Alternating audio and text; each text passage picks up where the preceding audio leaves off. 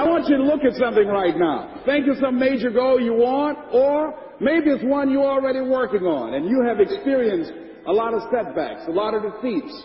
You've experienced a lot of disappointment. Maybe you've already given up. And maybe you just need a little fire, a little encouragement to get back in the game again. Here's what I want you to look at. There are winners, there are losers, and there are people who have not discovered how to win. And all they need is some coaching. All they need is some help and assistance, just a little support.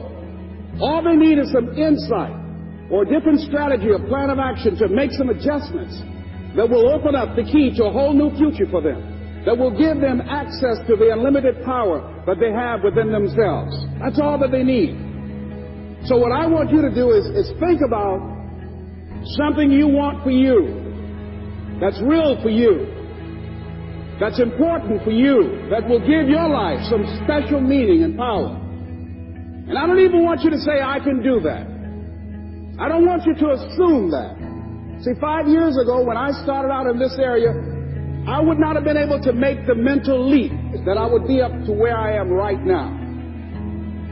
I don't want you to begin to just psych yourself out. No. I want you to be able to say something to yourself that will enable you to maintain a level of integrity with yourself. That when you say this, even when you face tremendous setbacks, it will be a benchmark to keep you in the game, to keep you moving forward and experimenting and readjusting your strategy and your plan of action, continuously looking for ways to win. So what is that something? When you got an idea you want to move on, you might not have the money, you might not have the education, you might not have the support or the resources you need. What is that something that can keep us going, that will enable us to act on our dream? What's one of those keys that will begin to help us to discover the secrets to our dream? Here's what I want you to repeat after me, please, with power and conviction. Say, it's possible. That's all I want you to do when you look at your dream. Just say to yourself every day, it's possible. Just say that every day to yourself, it's possible. Because what does that do? See, it begins to change your belief system. See, the way in which we operate, ladies and gentlemen, it's a manifestation of what we believe, what's possible for us.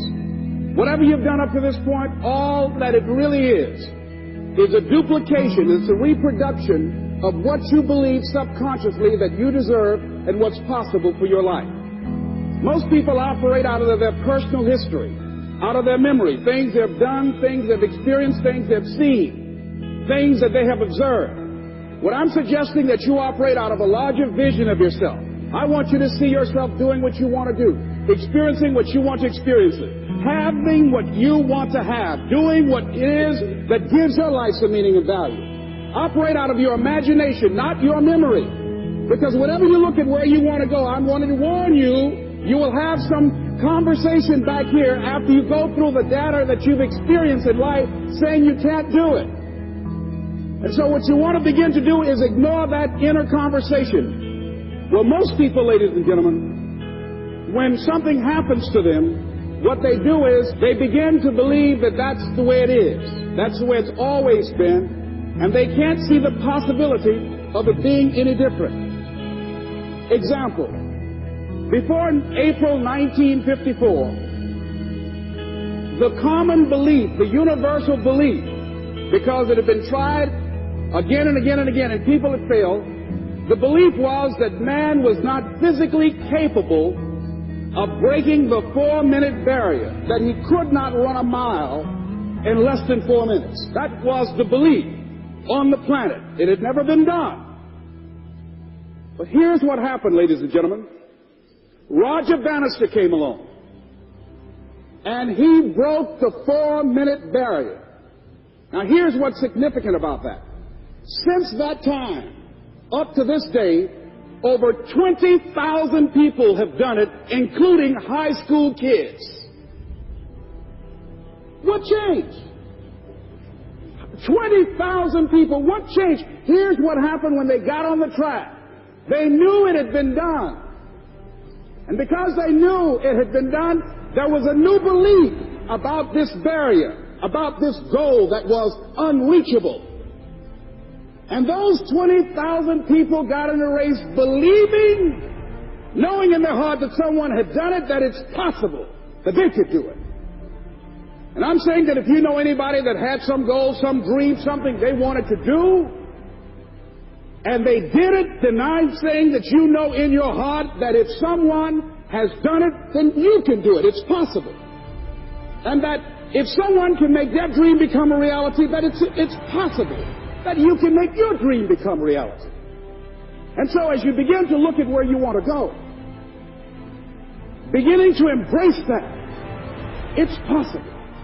I'm blessed and highly favored. I've got a lot going for me. I've got some good stuff in me. And it's possible that I can bring my greatness out here in the universe. That I can do what I want to do. It's possible I can write my own book. I can have my own business. I can take the trip and travel around the world. It's possible. I can bounce back from adversity and reinvent my life. It's possible. Regardless of where I am, that things can get better for me. It's possible. I'm thinking about two men right here in Chicago who are fairly successful, similar background, educated. They worked for a corporation for many years, and they were among many people that were laid off. Two guys who were very good friends. One went out looking for a job for several weeks along with the other one, and they faced disappointment and rejection again and again and again. They couldn't find any work, which is the story of many people across this country. One guy stopped. He became discouraged. He stopped going. He stayed home looking at television, became very argumentative and toxic with his wife, drinking beer, getting on the phone, talking to his other negative, unemployed friends. And he just gave up. The other guy kept looking for a job everywhere he could go. Every time he could get an opportunity, kept asking people, networking, checking the newspapers every day. Kept going everywhere he could, trying to find a job. You have too much education. You're overqualified. You won't be here long enough. He kept going. He kept going. He went to a place and said, look here, I tell you what, if you can't hire me, and I know you can use my talents, abilities, and skills, I don't want to sit home and do nothing. Just let me do some volunteer work. You don't have to give me anything, all right? I just want to work. I want to be busy. Guy said, okay, it's on you now, but don't expect me to give you anything. It's okay. This guy came in and worked. He was the first one there. The last one to leave was the best employee there. About 4 weeks later, one of the top managers quit. They were looking for a replacement. Guess who they selected? This other guy. This guy who was volunteering his time. He got the job. What was the difference between the two men? Eyesight and mindsight. Eyesight is judging on what you see. Judging according to appearances. But mindsight is how you interpret what you see. One guy said, it's not possible. It's over. I'm finished. I can't do it. I can't make it. He surrendered. I've faced rejection again and again. I'm not going anymore. There are no jobs out there. But this other guy, he felt that in spite of the no's and rejections, in spite of how bad the economy is, in spite of what the newspapers are saying, that it's possible that somebody somewhere will give me a job. He just kept going, thinking it was possible. And guess what, ladies and gentlemen? That's what we have to do with our dreams.